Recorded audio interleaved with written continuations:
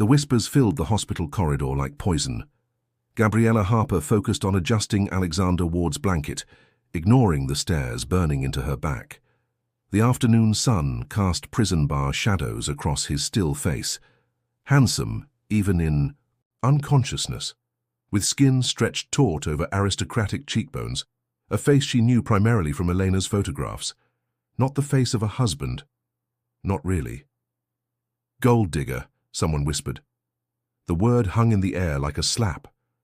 Gabriella's spine stiffened as she focused on the steady rise and fall of Alexander's chest, the quiet beep of monitors, the wedding band gleaming accusingly on her left hand. Chicago's most respected federal judge now lay defenseless, while she, simple nurse with nothing but student debt and grief, stood as his legal wife. Eleanor would have silenced them with one glacial stare. Eleanor, with her prosecutor's confidence and tailored suits, who extracted confessions from hardened criminals and made witnesses weep on the stand. Eleanor, who had loved Alexander fiercely. Eleanor, who was gone, leaving only her desperate plea. "Protect him, Gabby. They'll destroy everything he's built." Dr. Mercer entered, his expression neutral, clipboard clutched like a shield. Behind him loomed two men in expensive suits, Reed Donovan, Alexander's former law partner, and James Harrington from the state attorney's office. "Mrs. Ward, Doctor," Mercer said, emphasizing the title suspiciously. "These gentlemen need to discuss legal matters regarding your husband's estate." Gabriella's heart hammered. She dreaded this since the hasty ceremony 2 weeks ago, but promises to the dead weighed heavier than mountains. "Whatever you need to discuss," she said quietly, "you can discuss with me present." Donovan's mouth curved into something too sharp to be a smile. "I'm afraid that won't be possible, Mrs. Ward, or should I say, Nurse Harper. After all, your marriage took place under rather unusual circumstances." "Circumstances we intend to investigate thoroughly," Harrington added, his voice like silk over steel. "A nurse marrying a comatose millionaire judge, a week after his fiancée's death. You must admit, it raises questions." Gabriella stood firm, her hand finding Alexander's still fingers. "My sister's dying wish was for me to protect Alexander. That's exactly what I intend to do." "How convenient," Donovan said, checking his watch. "The hearing is set for next month. I suggest you find a good attorney, Ms. Harper. You'll need one." After they left, Gabriella collapsed into the chair beside Alexander's bed, composure cracking. Tears burned her eyes as she clutched his unresponsive hand. "I'm so sorry," she whispered, unsure if she was speaking to him or to Elena's memory. "I don't know if I'm strong enough for this." From the window, Chicago's skyline glittered coldly, indifferent to her suffering and the impossible promise she had made. If you are enjoying the story, type 5 in the comments and subscribe for more videos like this. If not, type 0. It helps me create even better content for you. Continuing. The legal documents landed on Gabriella's kitchen table with the weight of an anvil. Eviction notice from her apartment building, citing moral concerns. Preliminary injunction to freeze Alexander's accounts.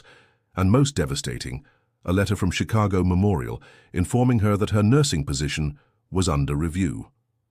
3. Weeks into this charade of a marriage, and she was already losing everything. Elena's voice echoed in her memory.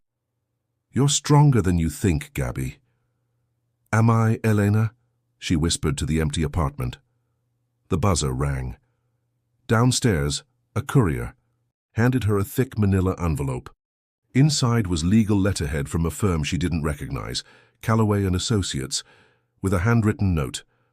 "A friend of Alexander's sent me. Let me help. Margaret Calloway." Before Gabriella could process this, her phone rang with the hospital's number. "Mrs. Ward, there's been a change in your husband's condition. You should come immediately." The world tilted sideways. Rain lashed against the hospital windows as Dr. Mercer delivered the news. His EEG showed increased activity. Today, he may be emerging from the coma. Hope, dangerous, treacherous hope, fluttered in Gabriella's chest. That night, Gabriella read to Alexander from a dog-eared copy of To Kill a Mockingbird, his favorite according to Elena. As midnight approached, a nurse she didn't recognize checked his vitals. "You're her, aren't you?" the nurse asked curiously. "The one who married him like this?" Gabriella tensed. "Yes. They're saying all sorts of things in the break room," the nurse continued. "That you're after his money, that you never even met him before the accident. People can think what they want." "For what it's worth," the nurse said more softly, "I've been working this floor for 15 years. Judge Ward's fiancée, your sister, she talked about you all the time, said you were the best person she knew."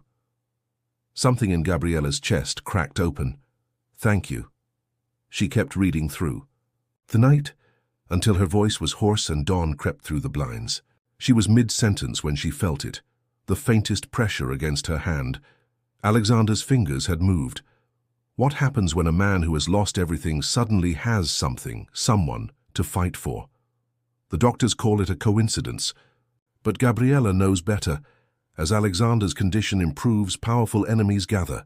The clock is ticking, and soon Gabriella must make a choice that could either save them both or destroy everything her sister died protecting. If Margaret Calloway was in her 60s, she carried those years like armor. Sharp grey eyes assessed Gabriella across her downtown office desk. "So," she said, closing the file she'd been reviewing, "you married Alexander Ward while he was in a coma, on the deathbed instructions of your sister." Gabriella nodded. "I know how it sounds." "It sounds like a soap opera," Margaret said bluntly. "Except the players are a respected federal judge and a nurse with no criminal record that my investigators can find." She tapped her fingers on the desk. "Tell me why I should believe you." "You don't have to believe me," Gabriella replied tiredly. "But Alexander needed protection. His estate, his medical decisions. Elena knew there were people who would use his condition against him." "People like Reed Donovan?" Gabriella looked up sharply. "You know him." "Everyone in Chicago legal circles knows Reed," Margaret said dryly. "Alexander was investigating him before the accident. Unofficially, of course." "Investigating him for what?" "That," Margaret said, "is the million-dollar question." She stood, pacing to the window.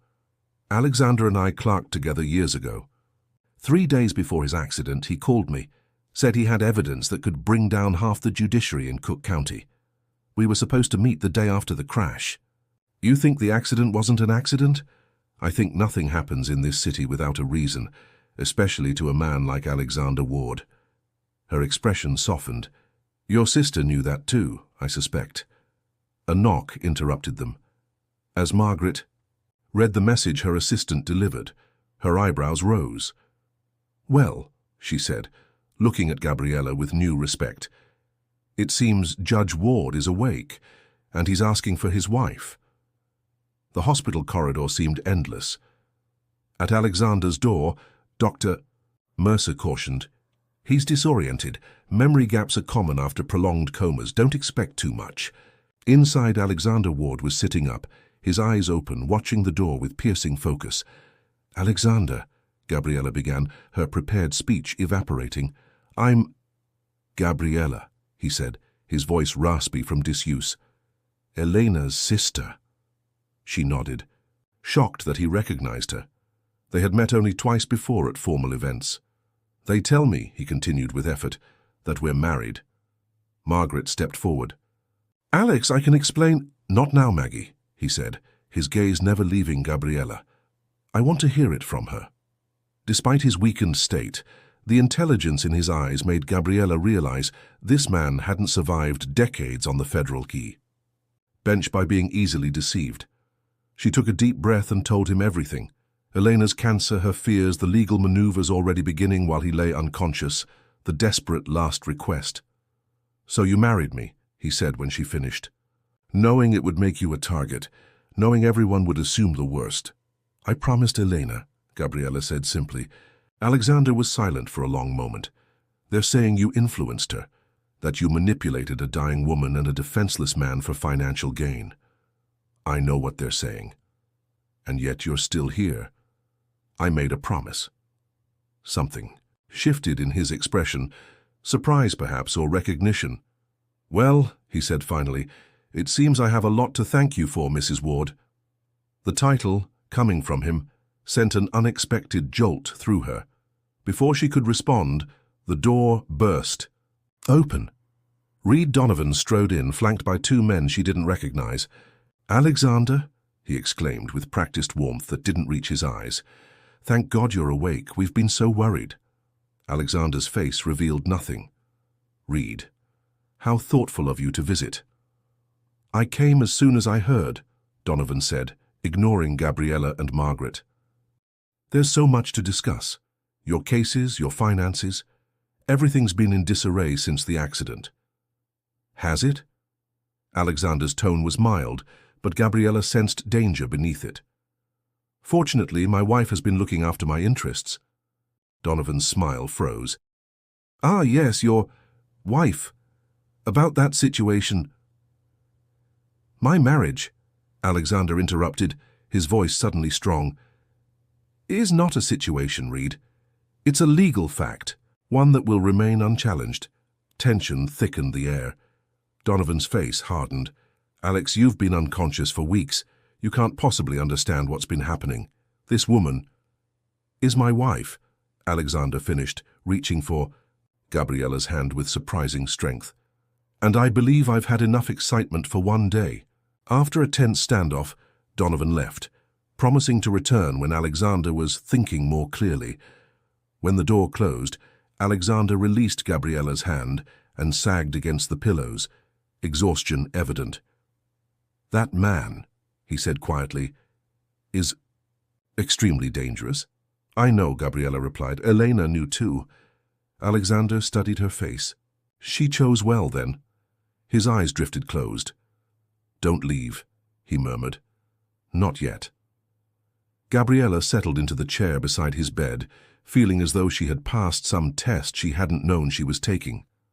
Outside, Chicago's lights began to twinkle in the gathering dusk, and for the first time since Elena's death, the weight on Gabriella's shoulders felt marginally lighter. The enemies are closing in from all sides. Reed Donovan has filed emergency motions questioning Alexander's mental capacity. The hospital administration is pressing for his transfer to a long-term care facility controlled by Donovan's associates. And now anonymous threats have begun appearing at Gabriella's new apartment, with Alexander's strength returning daily, but his memory still fragmented. Can Gabriella protect him long enough to uncover the truth? Or will the powerful forces aligned against them succeed in silencing them both forever? Spring sunshine flooded Alexander's hospital room as Gabriella helped him stand for the first time in nearly 2 months. His legs trembled, but determination hardened his jaw as he took one shaky step, then another. "The doctor said to take it slowly," she cautioned. Alexander gave her a look that must have intimidated countless attorneys. "I've spent enough time lying down." In the 3 weeks since he'd awakened, their strange alliance had settled into something like partnership. She came every day after her shifts at the small clinic that had hired her. She brought him case files that Margaret smuggled from his chambers and gradually told him about Elena, stories from their childhood, details of her final months.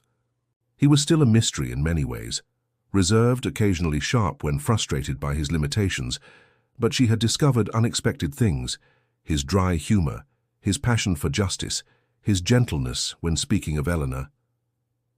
"The hearing is tomorrow," she reminded him as he lowered himself back to the bed. "I know." His expression darkened. "Donovan's moving faster than I anticipated." The hearing would determine whether their marriage would be recognized, and with it, Gabriella's legal right to make decisions about Alexander's care and estate. If they lost, Alexander would be declared temporarily incompetent, and Donovan would be appointed his guardian. "Margaret thinks we have a strong case," Gabriella said, trying to sound confident.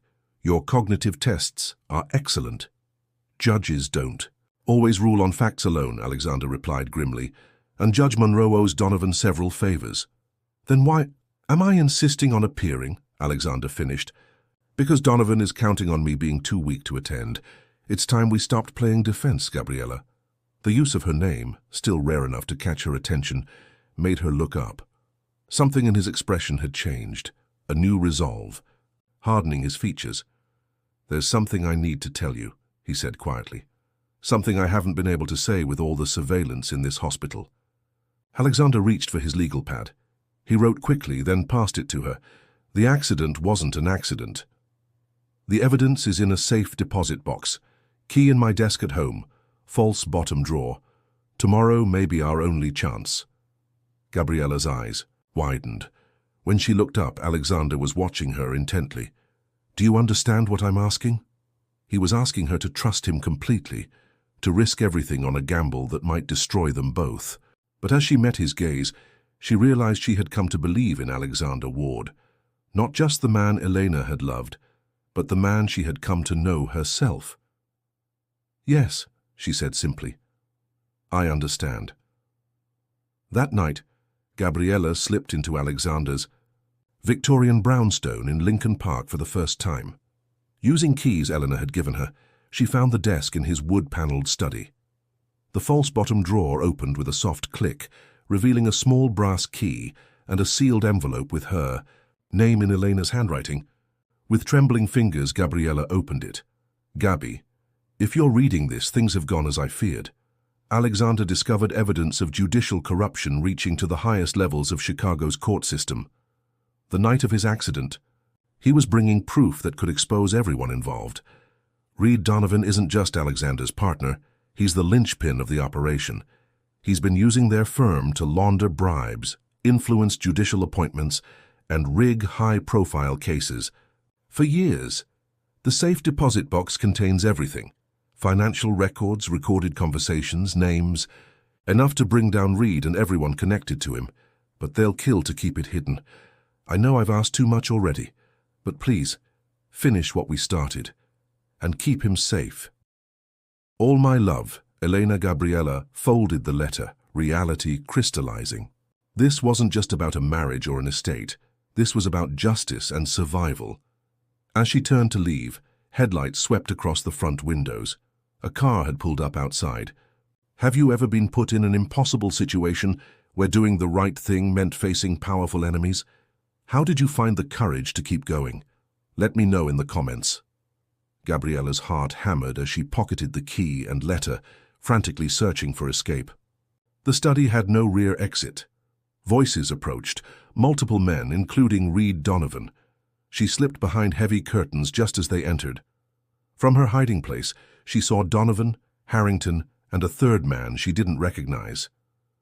We need to find it tonight, Donovan was saying. Ward's more lucid than predicted. If he remembers where he put the evidence, he won't, the unknown man interrupted. The accident damaged his hippocampus. Long-term recall is compromised. You said the accident would solve our problems permanently, Harrington hissed. Yet here we are, with Ward awake and that nurse still in the picture. The nurse is nothing, Donovan dismissed. Tomorrow, Judge Monroe will invalidate the marriage and declare Ward incompetent. End of story. And if she's already found the evidence? Donovan laughed coldly. Then she'd be smart enough to run, not play devoted wife. They began searching the study. Gabriella held her breath as Donovan approached the desk. Just then a phone rang. Donovan answered, listened briefly, then swore. Change of plans. Ward's being moved tonight. Monroe signed the transfer order. We need to be there. After they left, Gabriella remained frozen for several minutes, then ran until she reached a 24-hour diner. With shaking hands, she called Margaret Calloway. They're moving him tonight, she said without preamble. I need your help. By the time Donovan arrived at the hospital with transfer papers, Alexander had already been moved to a private facility, under federal protection. Gabriella spent the pre-dawn hours in Margaret's office. Together with investigators, they examined the contents of Alexander's safe deposit box. A damning collection of financial records, recorded conversations, and sworn affidavits. This is extraordinary, Margaret breathed, reviewing a list of compromised cases. Half the judicial appointments in the last decade were bought and paid for. Will it be enough? Gabriella asked, exhaustion making her voice rough. Margaret looked up, a fierce gleam in her eyes. With this? We're going straight to the federal prosecutor. By morning, Gabriella found herself in a secure wing of Northwestern Memorial Hospital. Alexander sat upright in bed, color in his face. For the first time. You did it, he said simply when she entered. We did it, she corrected, placing Elena's letter on the bedside table. She knew, Alexander. She was helping you gather evidence before everything. Something raw flashed across his face as he read the letter. Elena always was 3 steps ahead of everyone. He carefully folded the paper. She couldn't have chosen a better successor. The word stung unexpectedly. Is that what she was? Elena's replacement? The thought must have shown on her face because Alexander reached for her hand. That came out wrong, he said quietly. What I meant was, Elena saw in you what I've come to see myself. Extraordinary courage, integrity, the willingness to stand alone against overwhelming odds. Their eyes met, and Gabriella acknowledged the strange connection that had formed between them, forged in crisis, tempered by shared purpose. There's something else, Alexander continued. The memory loss they were counting on. It was an act. I remembered everything the moment I woke up, except the weeks I was unconscious. Those came back slowly, in fragments. What fragments? Gabriella asked. A smile touched his lips, the first real smile she'd seen from him. Your voice. Reading. To me. Defending me when you thought no one could hear, telling me about Elena, about yourself. His hand tightened on hers. In some ways, Gabriella Harper, I feel I've known you for a lifetime. Margaret burst in, breathless. It's happening. The FBI just arrested Donovan and Harrington. The U.S. attorney is holding a press conference in an hour. As the day unfolded, the scandal exploded across Chicago. Federal judge exposes massive judicial corruption ring, the headline screamed. Gabriella watched from the sidelines as Alexander's former colleagues were led away in handcuffs, as the city reeled from revelations that struck at the heart of its justice system. Through it all, one detail fascinated the public. The story of the nurse who had married a comatose judge, only to be vindicated when he awoke. Overnight, Gabriella went from pariah to folk hero, but only Gabriella knew this had never been a love story. It had been about duty, justice, a promise to a sister, nothing more. At least, that's what she told herself as spring days lengthened into summer, as Alexander regained his strength, as legal proceedings against Donovan gathered momentum. That's what she told herself as she continued to visit Alexander daily, even though the danger had passed. That's what she told herself until the day Alexander said, I think it's time we discuss divorce. As Alexander continues to recover, the scandal rocks Chicago's legal establishment. Gabriella finds herself thrust into the spotlight, no longer reviled but celebrated as a hero. Yet as the danger recedes, so does the necessity of their marriage. Soon they must face the question they've both been avoiding. When justice has been served and promises kept, what reason remains for them to stay together? Gabriella blinked, the word divorce hanging between them like a dropped glass.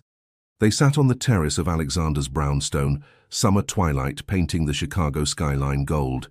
Of course, she said, her voice steady despite the hollowness, opening in her chest. I never expected this to be permanent. Alexander watched her, his expression unreadable. You've fulfilled your promise to Elena. The danger has passed. You deserve to reclaim your life. Gabriella nodded, looking at the city rather than at him. Her life. What did that even mean now? For months, her entire existence had revolved around Alexander Ward, his care, his protection, his fight for justice. What will you do? He asked. Return to nursing? I'm not sure, she admitted. The clinic offered me a permanent position, but... She trailed off. But it's not enough anymore, Alexander finished. Their eyes met, and Gabriella was startled by his understanding. Before Elena's death, she had been content with her quiet life. Now, having been part of something that mattered on a larger scale, how could she return? I was thinking, Alexander said carefully, about the Elena Ward Foundation. The foundation? In the chaos of the corruption scandal, the idea they had once discussed, establishing a foundation in Elena's name to support legal advocacy for vulnerable populations, had been set aside. It needs a director, someone with both administrative skills and genuine compassion, someone who understands what it means to stand up for those without power. His gaze was steady. Someone like you. Surprise rendered Gabriella momentarily speechless. Me? Alexander? I'm not qualified. You're precisely qualified, he interrupted. What you lack in formal legal training, you more than make up for in moral clarity and determination. He leaned forward, sudden intensity breaking through his reserve. What you did, risking everything for principles you believed in, that's exactly the spirit this foundation needs. I'll consider it, she said finally. Good. He sat back. Now about the divorce. Actually, Gabriella interrupted, I'm not sure divorce is our best option, pragmatically speaking. Alexander's eyebrows rose. Explain. The foundation will need funding, stability, public credibility. Our marriage has become something of a symbol that could be leveraged for the foundation's benefit. A marriage of convenience, Alexander said slowly, continuing for pragmatic reasons. When he put it that way, it sounded cold, not at all like the strange intimacy they had developed, built on crisis and shared purpose rather than romance. Unless you'd prefer a clean break, she added quickly. Alexander was silent for a long moment. Finally, he said, I've never been one for clean breaks, Gabriella. They tend to leave ragged edges. Something shifted between them, an acknowledgement. That whatever this was, it had grown beyond simple obligation. So we continue, Gabriella said softly. Partners in this foundation project. Tessa, partners, Alexander agreed, extending his hand formally. Gabriella took it, expecting a brief, professional handshake. Instead, Alexander's fingers curled around hers with surprising gentleness, his thumb brushing over her knuckles in a gesture so subtle she might have imagined it. To new beginnings, he said. As summer deepened, the Elena Ward Foundation took shape. They settled into a rhythm that defied conventional definitions, not quite husband and wife, more than colleagues, bound by shared purpose and Elena's memory. On the anniversary of the accident, they visited Elena's grave together. Standing shoulder to shoulder, Gabriella felt a shift in Alexander's usually rigid composure. Without thinking, she reached for his hand. He took it, his grip tight, anchoring. She would be proud, he said simply. Of the foundation, of you. And you, Gabriella added, you finished what she helped start. That evening, as Gabriella prepared to leave the foundation office, Alexander appeared in her doorway. I've been invited to speak at the Bar Association. Dinner tomorrow, he said. Would you accompany me? It would be their first public appearance together that wasn't related to the corruption case or foundation, a social engagement rather than a professional obligation. As foundation director, or as your wife, she asked, the distinction suddenly important. Alexander held her gaze. As Gabriella, he said simply, the woman I'd like to have by my side. The ballroom of the Palmer House glittered with crystal and candlelight. Chicago's elite gathered for the Elena Ward Foundation's inaugural gala. From the podium, Gabriella surveyed the crowd, all waiting for the announcement that had been hinted at for weeks. Beside her stood Alexander, his presence a steadying force as it had been through countless challenges. It is my great honor, she said, to announce that the Elena Ward Foundation has secured funding for the next 5 years, ensuring our ability to provide legal assistance to those who need it most. Alexander stepped forward. This foundation was born from tragedy, but has grown into something my late fiancé would have been proud of. Elena believed in justice not just as an ideal, but as a living practice. His gaze turned to Gabriella. No one embodies those qualities more fully than Gabriella Harper Ward. Many of you know the unusual circumstances that brought us together. What you may not know is how that beginning has evolved. A hush fell as Alexander reached for Gabriella's hand, the sapphire on her finger catching the light. Tonight we're announcing not just the Foundation's future, but our own. Last month, Gabriella and I renewed our vows, not out of necessity or obligation, but out of choice, out of love. The revelation sent a murmur through the crowd. Though many had speculated, this confirmation clearly caught them by surprise. Later, in the quiet of their home, Gabriella paused before Elena's photograph. "Thank you," she whispered to her sister's smiling image, "for everything." Alexander found her there, his footsteps silent on the carpet. His arms encircled her from behind, drawing her against his chest in a gesture that had become as natural as breathing. "Happy?" he asked, his voice low near her ear.